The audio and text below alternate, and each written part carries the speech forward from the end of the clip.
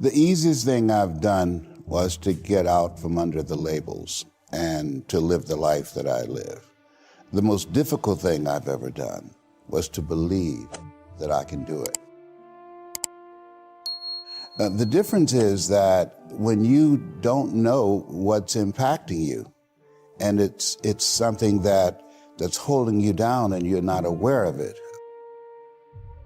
There are things that when you, in my situation, when you live in a dominant culture that is designed to destroy your sense of self and your belief in yourself, and you have to learn ways in which you can begin to connect with this power that you have within yourself to handle where you are.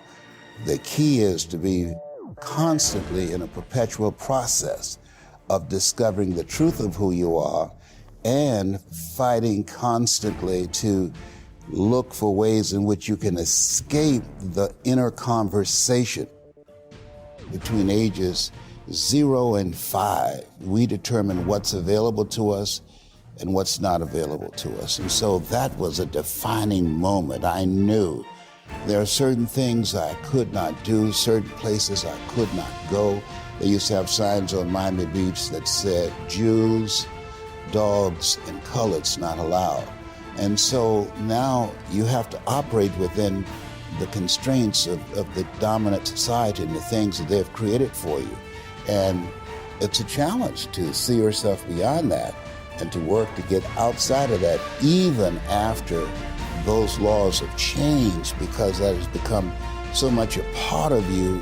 You unconsciously operate within the parameters of what has been put in place. Like you're driving on the expressway, the 405, and you'll get off on an exit that you weren't going in that direction, but you unconsciously did it because you've done it so many times that many people, because they're not making a conscious, deliberate, determined effort to think outside of what life has thrown at them, they end up doing the same thing over and over and over again. Einstein said that thinking that has brought me this far has created some problems that this thinking can't solve. And so through relationships, through reading, through studies, through goals and dreams beyond your comfort zone, it allows you to begin to live out of your imagination as opposed to out of your history. Disney said, the imagination is a preview of what's to come.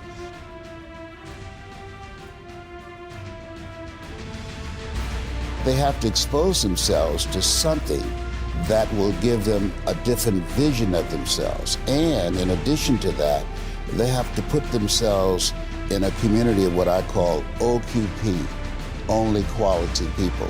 A gentleman who dramatically transformed my life, I was a junior at Booker T. Washington High School in Miami, Florida, and I went in his class looking for another friend, and he said, go to the board and work this problem out for me.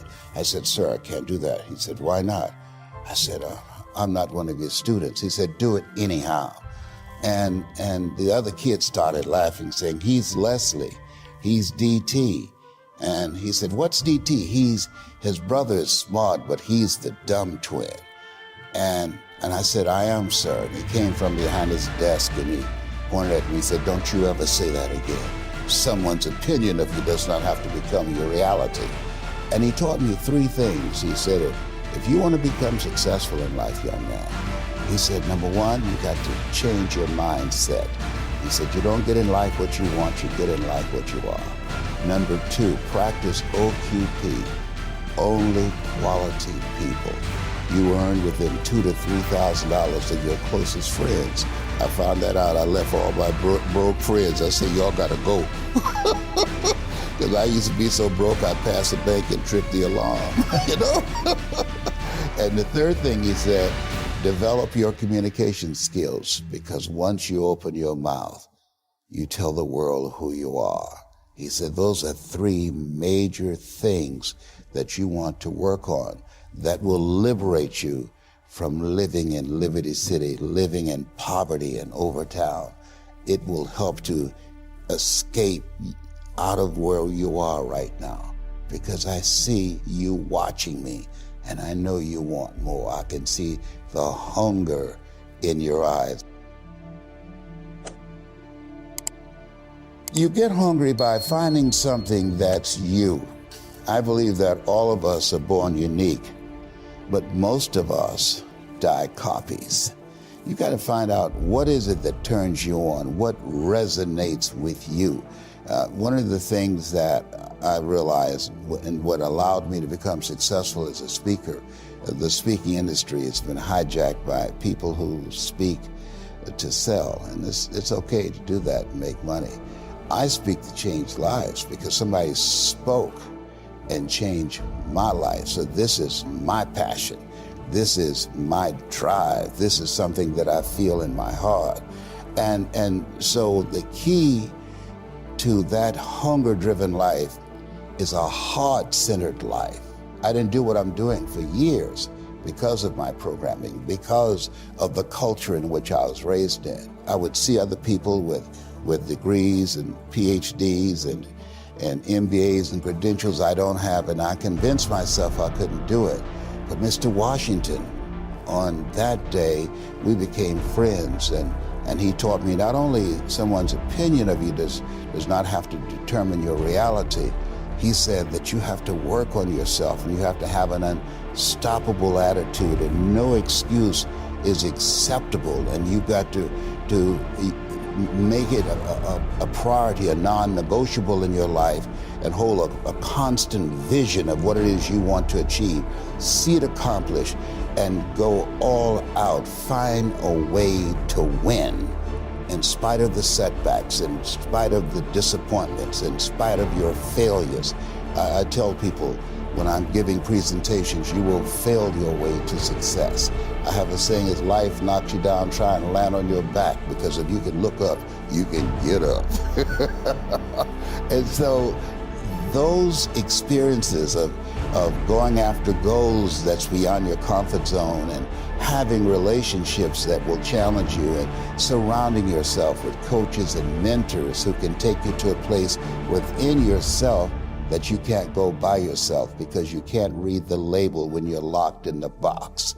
And so those experiences, they challenge you to go to that next level and continue to move forward in your life, doing new and exciting things that eye has not seen, ear has not heard, nor is in the heart of mankind what God has in store for you when you live a heart-centered life, deciding that you're going to live a life that will outlive you. You're going to live a life that counts, a life that will build a legacy and change the planet. You know, Horace Mann said, we should be ashamed to die until we've made some major contribution to humankind. And so my goal is to make a major contribution to humankind.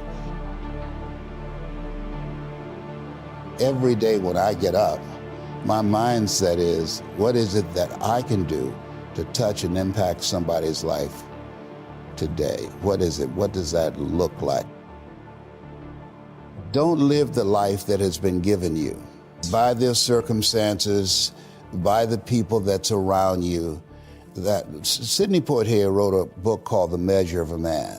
And he said, when you go for a walk with someone, something happens without being spoken.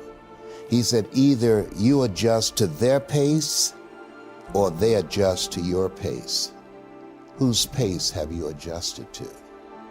And so there are things that we pick up and we think that they're our choices, but they're the choices that we've been programmed by life to do. When we leave our homes in the morning, we're bombarded with over 6,000 advertising hits through Facebook, through Twitter, through Instagram, through television, through our phones and through our communities, and through the computers. And so all of these things are impacting us every day.